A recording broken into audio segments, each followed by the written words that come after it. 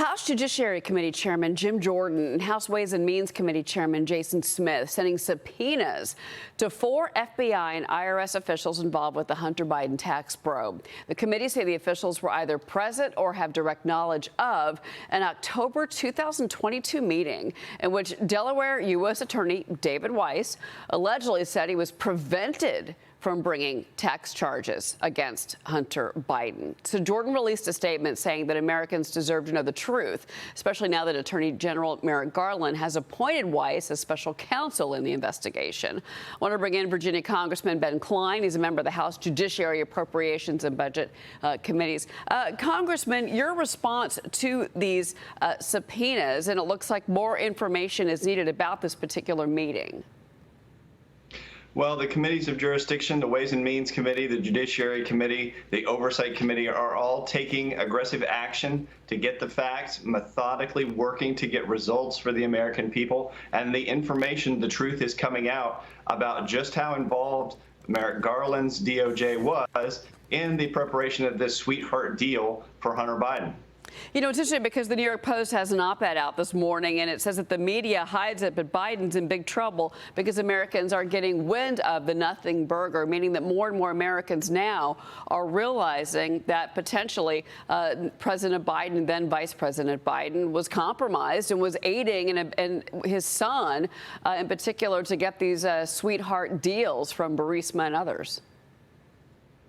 Tens of millions of dollars flowing to the Biden family. I don't talk about just Hunter Biden anymore. I'm talking about the entire Biden family and the collusion that went on, not just the collusion between the Biden administration and the media, but you also have the collusion going on between DOJ and now the Hunter Biden attorney, Mr. Clark, the efforts by Mr. Clark to get access to DOJ attorneys.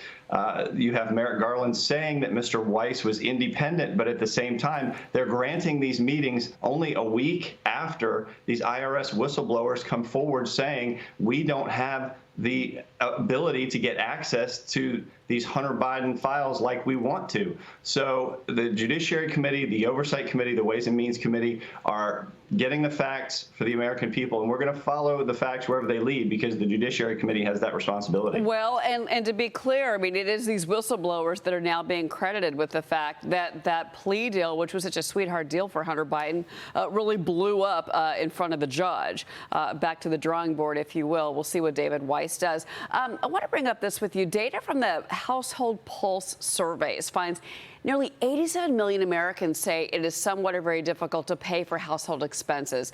That is up 6 million from January of 2021. Let's remember, that was President Biden's first month as president, yet the president is running for re-election on Bidenomics, Congressman. Well, Bidenomics just means you pay more or you get less. And so inflation, as a result of Biden's policies, has cost the average American family $700 a month. I know most families in America don't have $700 a month extra that they can afford to pay for these Biden policies. And so we've got a lot of work to do in Congress to get control of our budgets, rein in spending, bring inflation under control, and get back to responsible fiscal management. And that's what the House of Representatives under Republican control is trying to do.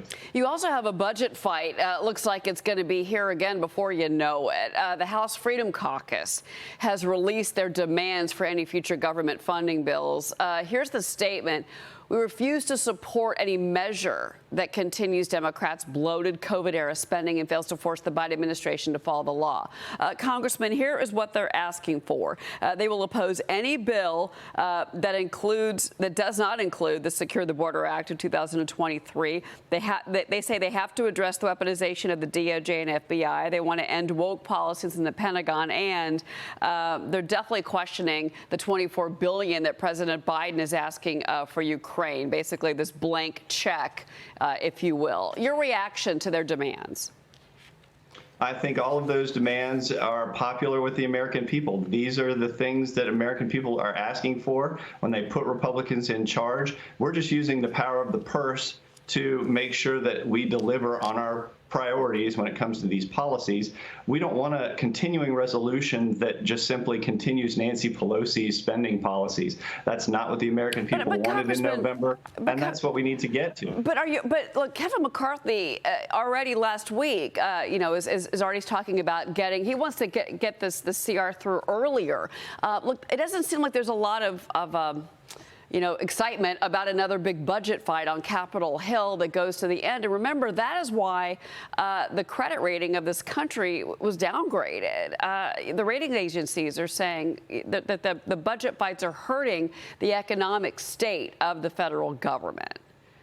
The budget fights are what happens when you have a republic, you have divided government. That's part of the process. But what you don't or shouldn't have is $33 trillion in debt and deficits running at $1 trillion a year. That's what the credit agencies talked about when they issued those downgrades. And so you have an administration that is ignoring these credit agencies, continuing to demand spending at these record deficit levels. It can't continue. It's going to drive inflation back up. Fuel prices, food prices, agriculture prices for farmers. We can't continue on the road that we've been on. We have to change our spending habits. And I think a lot of people agree with you. I think that it's the back and forth, and it's always this last minute deal and the pressure. We'll see if things are different this time. Congressman Ben Cline, it's good to have you on the program. Thank you.